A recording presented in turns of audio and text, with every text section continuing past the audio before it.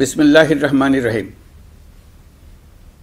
প্রিয় দেশবাসী, আমি গ্যারান্টি দিয়ে বলতে পারি, যদি 31 সালের মধ্যে আগামী নির্বাচনের মাধ্যমে যদি সেটা বিকাশমানভাবে স্থায়ী রূপ দিতে পারে, তাহলে আমরা ভবিষ্যতের সকল রাজনৈতিক সংকট মোকাবেলা করতে সক্ষম হব। সকল প্রস্তুতি সমাপ্ত করে দেশের সকল মানুষের, কিশোর কিশোরী, তরুণ তরুণী, ছাত্রছাত্রী, কৃষক, জেলে, গৃহিণী, দিনমজুর, শ্রমিক, ব্যবসায়ী, পেশাজীবী, শিল্পী সবাই মিলে চেষ্টা করে একটা সুন্দর নিখুঁত নির্বাচন আয়োজন করে নতুন বাংলাদেশের দৃঢ় ভিত্তি রচনা করব। শিশু, কিশোর কিশোরী, তরুণ তরুণী, ছাত্রছাত্রী, বয়স্ক, বৃদ্ধ, নারী পুরুষ সবাইকে আমার সালাম জানাচ্ছি। আসসালামু আলাইকুম। প্রিয় দেশবাসী, আপনারা জানেন, ঐতিহাসিক অভ্যুত্থানের পর এই সরকার যখন দায়িত্ব গ্রহণ করে তখন দেশের অর্থনৈতিক অবস্থা ছিল ভয়াবহ। ভয়ঙ্করভাবে যুদ্ধবিধ্বস্ত দেশের অর্থনীতিও এতটা খারাপ থাকে না যতটা খারাপ করে দিয়েছে 16 বছরের লাগামহীন লুটপাটতন্ত্র। আশার বিষয় হচ্ছে, শুধু ব্যাংক নয়, প্রত্যেকটি আর্থিক প্রতিষ্ঠান এখন ঘুরে দাঁড়িয়েছে। জনগণের আমানত এখন নিরাপদ। অর্থনীতির অধিকাংশ সূচক ইতিবাচক ধারায় ফিরে এসছে। আমাদের অর্থনীতির ইতিবাচক ধারা বিদেশি বিনিয়োগকারীদেরকেও আকৃষ্ট করছে।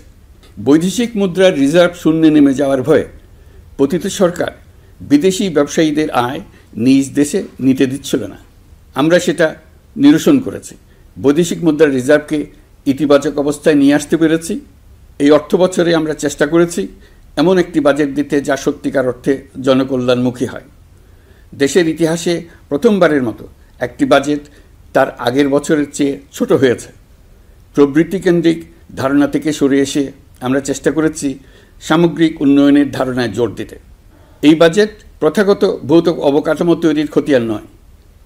এই বাজেটে প্রাধান্য দেওয়া হয়েছে মানুষকে। নজরদারি বৃদ্ধির ফলে রপ্তানি আয় বেড়েছে।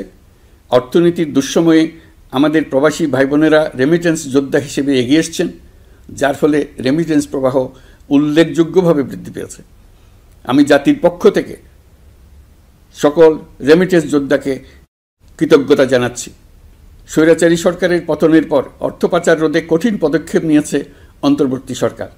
এছাড়া পুরনো আমদানির দায় পরিশোধ হওয়ায় বৈদেশিক মুদ্রার রিজার্ভের উপরও চাপও কমেছে। রাজস্ব আদায় বাড়ানোর জন্যে পূর্ব ঘোষণা অনুযায়ী জাতীয় রাজস্ব বোর্ড NBR ভেঙে অর্থ মন্ত্রণালয়ের অধীনে রাজস্ব নীতি বিভাগ এবং রাজস্ব ব্যবস্থাপনা বিভাগ নামে দুটি স্বতন্ত্র বিভাগ প্রতিষ্ঠা করা হয়েছে। এটি একটি বড় কাঠামোগত সংস্কার। এই সিদ্ধান্তের ফলে বিশাল আকারের দুর্নীতি কমবে, রাজস্ব ব্যবস্থার দক্ষতা বাড়বে, স্বার্থের দ্বন্দ্ব কমবে এবং রাজস্ব আহরণের আওতা সম্প্রসারিত হবে। অর্থনীতি সহ বিগত মাসগুলোতে সরকারের প্রত্যেকটি মন্ত্রণালয় ছোট বড় বহু সংস্কারের উদ্যোগ নিয়েছে। মোট 54টি মন্ত্রণালয়ে 1000-এরও উপরে সংস্কার ও উন্নয়ন সংক্রান্ত পদক্ষেপ নেওয়া হয়েছে। এর পাশাপাশি আমরা যে সংস্কার কমিশন করেছিলাম তাদের সুপারিশের মধ্য থেকে আশু করণীয় সুপারিশগুলো দ্রুত বাস্তবায়নের জন্য মন্ত্রণালয়গুলো কাজ করে যাচ্ছে।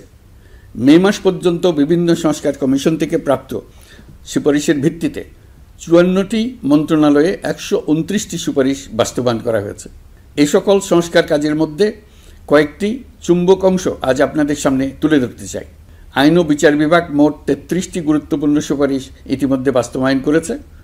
এর মধ্যে উল্লেখযোগ্য হল ইন্টারন্যাশনাল ক্রাইমস ট্রাইব্যুনাল অ্যাক্ট 1973 সংশোধন ও পুনর্গঠন করে আইনটি আন্তর্জাতিক মানের সাথে সামঞ্জস্যপূর্ণ করা।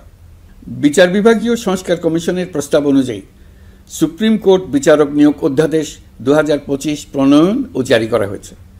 এর অধীনে প্রথমবারের মতো বাংলাদেশের ইতিহাসে গণবিজ্ঞপ্তির মাধ্যমে সুপ্রিম কোর্টে বিচারক নিয়োগের সুযোগ তৈরি হয়েছে।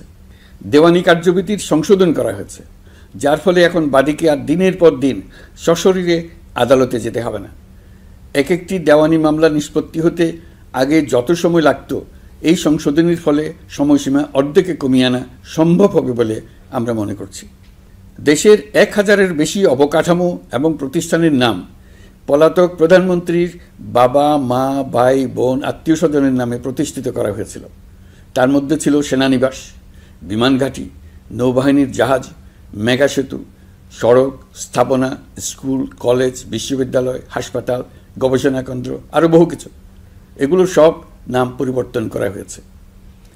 নারী ও শিশু নির্যাতন দমন আইন সংশোধন করা হয়েছে।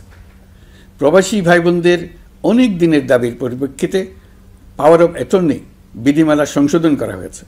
এখন পুরনো পাসপোর্টে নো ভিসা রিকোয়ার্ড স্টিকার থাকলে কিংবা জন্মসনদ থাকলে বিদেশ থেকে পাওয়ার অফ অ্যাটর্নি সম্পাদন করতে পারবে। আগামী 2 মাসের মধ্যে আইনগত সহায়তা কার্যক্রম ব্যাপকভাবে বিস্তার করা হবে। বছরে এখন গড়ে 35,000 মামলা নিষ্পত্তি হয়। আমাদের লক্ষ্য এটিকে 2 লক্ষ মামলায় উন্নতি করা। মামলা দায়েরের 48 ঘন্টার মধ্যেই যাদের বিরুদ্ধে মামলার কোনো ভিত্তি নেই তাদের বাদ দেওয়ার ব্যবস্থা করা হচ্ছে। আমরা সর্বোচ্চ চেষ্টা করেছি দেশের মানুষকে লুটপাটতন্ত্র থেকে বের করে আনতে। আপনারা জানেন বিগত 16 বছরে উন্নয়নের নামে মেগা প্রকল্প নিয়ে কী পরিমাণ লুটপাট হয়েছে। মেগা প্রকল্পগুলো যেন হয়ে উঠেছিল মেগা ডাকাতির প্রকল্প। আমরা দায়িত্ব গ্রহণের পরপরই বিভিন্ন উন্নয়ন প্রকল্প পুনরায় মূল্যায়ন করে দেখেছি যে প্রায় সব প্রকল্পেই ভৌতিক ব্যয় ধরা হয়েছে। শুধুমাত্র সড়ক পরিবহন ও মহাসড়ক বিভাগ, সেতু বিভাগ, রেল মন্ত্রণালয়, বিদ্যুৎ বিভাগ, জ্বালানি ও খনিজ সম্পদ বিভাগ, এই 5টি বিভাগে ব্যয় সংকোচ করা হয়েছে 46,308 কোটি টাকা। এই টাকা দিয়ে জ্বালানি খাতে সমস্ত বকেয়া মিটিয়ে দিয়ে বকেয়ার পরিমাণ শূন্যে নামিয়ে আনা হয়েছে। বৈদেশিক ঋণ পরিশোধ করে সব ধরনের ঋণের ফাঁদ থেকে বেরিয়ে আসা আমাদের অগ্রাধিকার। দেশে বিনিয়োগ বাড়ানো ও নতুন কর্মসংস্থান তৈরিতে আমাদের গুরুত্ব দিতেই হবে। তা না হলে এ দেশকে আমরা যে স্থানে নিয়ে যেতে চাই সেখানে নিয়ে যাওয়া সম্ভব হবে না। বিনিয়োগ ও কর্মসংস্থানের ব্যাপারে রাজনৈতিক দল ও জনগণ আমাদের সর্বাত্মক সমর্থন করছেন। সকলের মধ্যে ব্যাপক আগ্রহ, কৌতূহল আমাদের অনুপ্রেরণা যোগাচ্ছে। সংশ্লিষ্টদের সঙ্গে আলোচনা করে বিনিয়োগ পরিবেশ উন্নত করতে 30টি মূল সংস্কার কাজকে অগ্রাধিকার দেওয়া হয়েছে এবং ইতিমধ্যে 18টি সুপারিশ বাস্তবায়ন করা হয়েছে। বিনিয়োগ বান্ধব পরিবেশ গড়ে তুলতে এবং দেশি বিদেশি শিল্প প্রতিষ্ঠানের মধ্যে সংযোগ সৃষ্টি করতে আমরা সর্বোচ্চ চেষ্টা করে যাচ্ছি। গত অক্টোবর হতে মার্চ পর্যন্ত নেট বিদেশি বিনিয়োগ এসছে মোট 756 মিলিয়ন মার্কিন ডলার, অর্থাৎ প্রায় 9,247 কোটি টাকা। বাংলাদেশ ইনভেস্টমেন্ট সামিট 2025-এ নির্দিষ্ট খাতভিত্তিক সেশনের মাধ্যমে ব্যবসায়ী চেম্বার, ব্যাংক ও বেসরকারি খাতের অন্যান্য অংশীদারদের মধ্যে আলোচনা হয়েছে। ইনভেস্টমেন্ট সামিটে বিদেশি বিনিয়োগকারীরা ও রাজনৈতিক দলগুলোর মধ্যেও আলোচনার জন্য আলাদা ব্যবস্থা রাখা হয়েছিল, যাতে করে পরবর্তীতে যে দলই ক্ষমতায় আসুক না কেন তারা যেন বিনিয়োগ বান্ধব বাংলাদেশ গড়তে নিজেদের প্রতিশ্রুতির কথা জানাতে পারেন। সম্প্রতি চীনের বাণিজ্যমন্ত্রী চীনের 100টি কোম্পানির প্রায় 150 বিনিয়োগকারী ও ব্যবসায়ী নিয়ে বাংলাদেশে এসছেন। আমরা আশা করছি খুব দ্রুতই বড় আকারের বিদেশি বিনিয়োগ দেখতে পাব। সম্প্রতি আমি চীন, কাতার, জাপান সহ কয়েকটি দেশ সফর করেছি। এসব সফরেও বিভিন্ন বৈঠকে বাংলাদেশের অর্থনৈতিক সম্ভাবনা অগ্রগতির কথা তুলে ধরেছি। দ্বিপাক্ষিক বাণিজ্য বিনিয়োগের বিষয়ে ফলপ্রসূ আলোচনা হয়েছে। আরও বেশি সংখ্যক বাংলাদেশি যাতে বিদেশে কর্মসংস্থানের সুযোগ পায় সে চেষ্টা করেছি। বাংলাদেশে কাতারি বিনিয়োগকারীদের জন্য একটি বিশেষ অর্থনৈতিক অঞ্চল গড়ে তোলার বিষয়ে আমাদের মধ্যে আলোচনা হয়েছে। বাংলাদেশের লাখো লাখো ছেলেমেয়েরা মাদ্রাসায় পড়াশোনা করে, তাদের জন্য প্রযুক্তি শিক্ষা ও বিদেশি ভাষা শিক্ষা চালু করতে আমরা কাতার চ্যারিটির সাহায্য চেয়েছি। গত মাসে আমি জাপান সফরে গিয়েছিলাম। এই সফরে জাপানের প্রধানমন্ত্রী বাংলাদেশকে বাজেট সহায়তা ও রেলপথ উন্নয়নের জন্য $1 বিলিয়ন মার্কিন ডলারের ঋণ ঘোষণা করেছেন। দ্বিপাক্ষিক 3টি চুক্তিপত্র বিনিময় হয়েছে। এই সফরে 2 দেশের মধ্যে অর্থনৈতিক বিনিয়োগ ও অন্যান্য সহযোগিতার ক্ষেত্রে 6টি সমঝোতা স্মারক অর্থাৎ MOU স্বাক্ষর হয়েছে। বাংলাদেশের কর্মশক্তির দক্ষতা বৃদ্ধি এবং জাপানে তাদের কর্মসংস্থান সহজতর করার লক্ষ্যে জাপানের সঙ্গে আমরা 2টি সমঝোতা স্মারকে স্বাক্ষর করেছি। জাপানের শ্রমিক সংকট রয়েছে। আমরা আগামী 5 বছরে জাপানে 1 লক্ষ কর্মী পাঠানোর চুক্তি সই করেছি। এর চাইতে আরও বেশি শ্রমিক ক্রমাগতভাবে পাঠানোর আয়োজন করে এসছে। প্রিয় দেশবাসী, 1971 সালে বাংলাদেশ স্বাধীন হওয়ার পর অর্থনৈতিকভাবে আমাদের যে উন্নতির শিখরে থাকার কথা ছিল, বিশ্বের কাছে মাথা উঁচু করে দাঁড়াবার কথা ছিল, সেই উচ্চতায় আমরা পৌঁছতে পারিনি।